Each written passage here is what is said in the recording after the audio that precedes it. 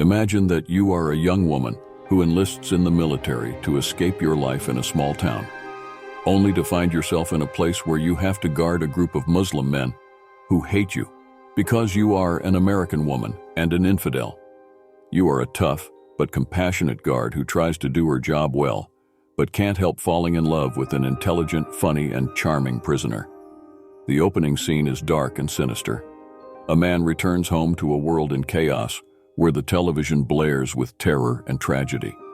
He pays no attention to the world's misfortunes and heads to a table where he lays out his keys and phone. He then goes into a room, kneels down to pray, but his prayers are interrupted by a shadowy figure that seizes him and drags him to an infernal camp.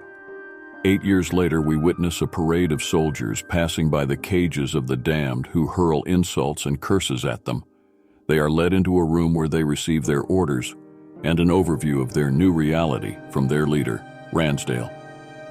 He seeks volunteers to tame a wild beast. A recruit with a fresh face, Call, steps forward. She is instructed to restrain the beast's arm, but he strikes her in his fury. She steps back, and the others subdue him. They bind him and drag him from his lair, where he spits at Call. She retaliates with a kick before he is tied to a chair and thrown into his pit. On the bus, the incident becomes a topic of conversation. Ransdale tries to charm Call, but she rebuffs him. She then calls her mother that night in a video conference. The next day, her job involves delivering books to the imprisoned monster. She hopes to find a glimmer of humanity in their eyes, but all she sees is hatred and contempt. One of them growls at her, sending shivers down her spine. Ransdale intervenes with a voice like a blade and tells her to step back. The monster says he'll take a book, but only from Ransdale's hand. Ransdale shrugs and says that women are not welcome in their world. Call pushes the cart to the next cage, number 105. The monster inside rambles about Harry Potter and 16 adventures, saying he's been waiting for the last book for 2 years. Call chuckles and tells him to stop complaining and choose from what they have. They request the book ASCAB, and Cole wonders if it's some kind of rebel manifesto. He laughs and says it's a part of the Harry Potter story. She loses patience and tells him to hurry up. He picks a book and she moves on. Later, she goes swimming, trying to clear her mind. She looks at the sky where the clouds are soft and serene. She wishes she could feel the same way. The next day, she has to check on the monsters again. She ignores their mockery and curses, except for the one in cage 105. He calls her princess and tries to strike up a conversation. He says his name is Ali and asks him for his name. She doesn't respond, she just tells him to be quiet. She says he reminds her of a movie villain who talked too much. He says he doesn't know the movie, and she gets annoyed, saying it was probably banned where he came from. He asks if she means Germany, and she looks puzzled. Another person says something in a foreign language, and they wrap their holy book in white fabrics. Ali asks for water and promises to keep quiet, opens the slot in his cage and gives him a bottle. He throws something in her face. Something brown as stinks. She screams, and other soldiers. She gets a chance to relax today. She joins the others on a yacht and fish for pleasure. Pleasure she hopes to forget the horrors of her job, but all she feels is guilt and disgust. Disgust, Ransdale flirts with her, his voice like honey, and tells her to let go.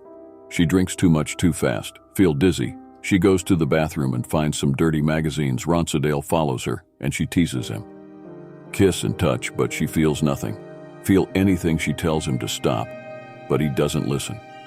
She pushes him away and runs out. Meanwhile, Ali is tortured in various ways. He is moved from cell to cell every 2 hours as a punishment. He doesn't know what day it is he's called, sees his cell searched. She picks up a cup and sees a beautiful drawing soldier, takes it, and throws it in a bag. As proof, she leaves and sees Ali, weak and battered, dragged by 2 guards. She sneaks into the office and finds Dolly's file. She opens it and sees photos of him unconscious and bloodied. The last photo shows someone holding his face like a puppet. She feels sick and angry. She looks at his 16 previous offenses and sees that he already has many infractions. She sees a code name, Alfred Hitchcock and the Block, and asks another soldier what it means. He says it means that a psychologist visits the prisoner. She thanks him and leaves while he goes back to playing cards on his computer. She has a question today to ask someone about Harry Potter. She hopes to find a friend who shares her interest, but all she gets is a smirk and a laugh. He asks her why she cares, and she quickly changes the subject. During the rounds, she glances at Allie and sees him playing with numbers. She notices his gaze and stands up, holding a paper. She asks if she knows Sudoku and says he's finished all the books they had. He says he has to create his own puzzles using his brain and a pen. He starts talking about Sudoku and how he went to university. He tries to give her the paper, but she refuses, knowing it's against the rules. Ali then loses his temper and starts ranting about the rules. He says the paper is a secret message and she's right to be afraid. He throws it in the toilet and flushes it. She tells him that the Harry Potter book he wanted is not in the library, despite what another guard had told him. He apologizes for being annoying and says he hates not knowing how things will end. The prisoners stand in their hall as the soldiers salute their flag. 8 months later, she has a challenge today: to make the hungry prisoners eat. She hopes to save them from their own stubbornness, but all she encounters is silence and distrust. None of them accept her offer. Later, one of them is taken out of his cell and tied up like a sacrificial lamb. A needle she pierces his skin and pumps him with liquid food. An officer from Oran asks the other soldiers if they know why the prisoners refuse to eat. Call says she heard he wanted an elliptical machine. The officer enters the block and talks to the prisoners, granting their request. Call watches Ali as he juggles in a cage. She asks him if he will ever use the elliptical, and he says no, like the others. She asks why, and he says she should ask Mahmoud, the one who requested it. He says he only managed 12 juggles that day, and another prisoner from a different block claims to have done 40. But he doesn't believe it. He says only the guards can see the other block, and he thinks the other prisoner is lying. Call tells him that if he beats the record of 40 juggles, she will testify for him. He tries again, but only does 8, and jokes that it's 48.